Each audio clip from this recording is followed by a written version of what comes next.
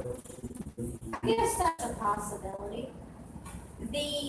When you get really into this, where you're recognizing, you're paying more attention to a person's essence,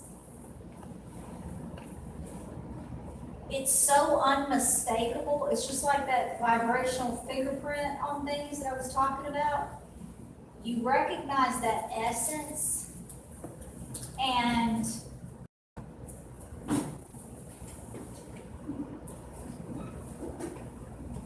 there's just, we think of one soul for one human. That's kind of how we play it out. But when you expand your thinking to realize it doesn't have to be that finite.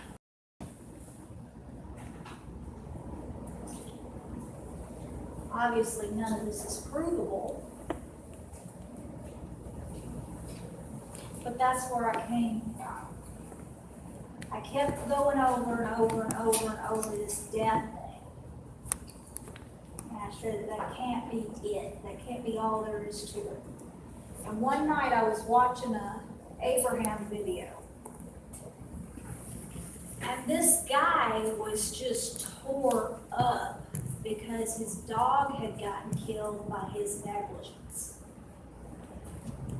And Abraham started talking to him about the essence of this creature coming to him again in another form, in another way. And when I heard that, it just started clicking. I don't know how to explain it. But I went back over all these explanations of walk-ins. And,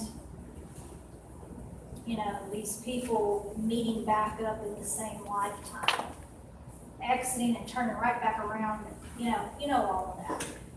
And so I'm going to sit with the essence theory. Another thing that's important about soulmates real quick.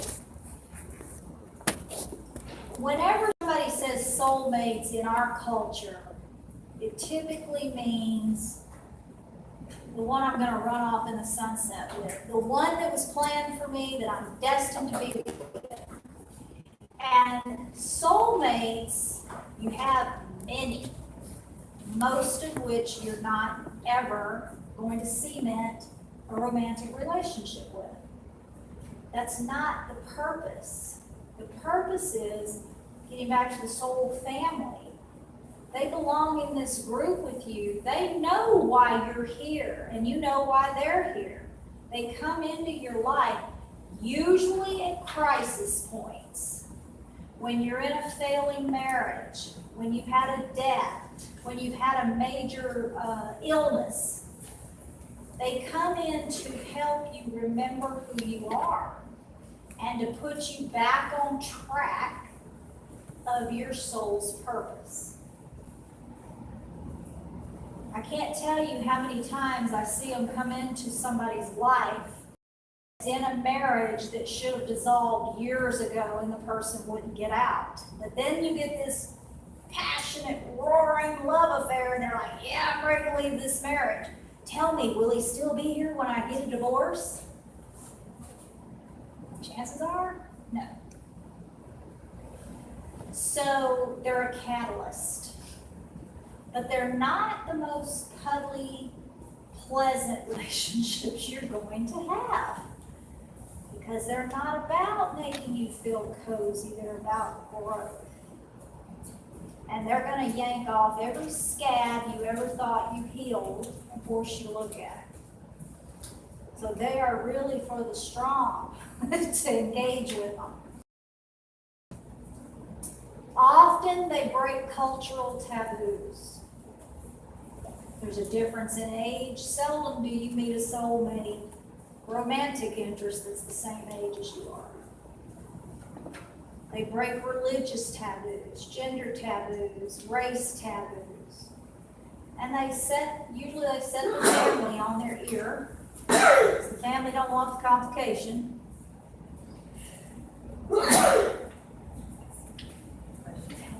bless you. Wherever you're at vibrationally, if you're wanting a soulmate, you can have as many as you want. But wherever you're at vibrationally, you're going to get a soulmate that matches that. So let's say you are in crisis mode and you're depressed and all of this, have been for a while. You're going to attract somebody that matches that vibration. There's no way around it. So I encourage people, get yourself up before you go looking, because you don't want to deal with it. Trust me, it's pretty hardcore. Evolving relationships, this is where my numerology and my astrology peeks in. There are specific life turning points. I typically, as the Scorpio I am, attract clients that are in one of these turning points. They're needing a guide or a messenger to get them over the threshold. Your Saturn cycles, big turning points, and those happen every 7 years. Those aren't the really tragic ones though. It's the 28 to 30, that's the big one. It's when you're leaving childhood and really firming up your adult path. And a lot of serious things come up at that time. Marriage, child rearing, changing career, relocation. These things come up. In a relationship, 7-year cycles, remember Marilyn Monroe, 7-year itch? Those 7-year cycles, they cause stress. And a lot of times people split up during a 7-year cycle if it's not a strong bond. Another one I get a lot of people from is the Uranus opposition. That one's from 39 to 41. That's when they tell everybody that you are having a midlife crisis. And what's really happening is your true authentic self is stepping up to the plate, throwing off the shackles, and ready to start living authentically. And that does mean run a lot of people off.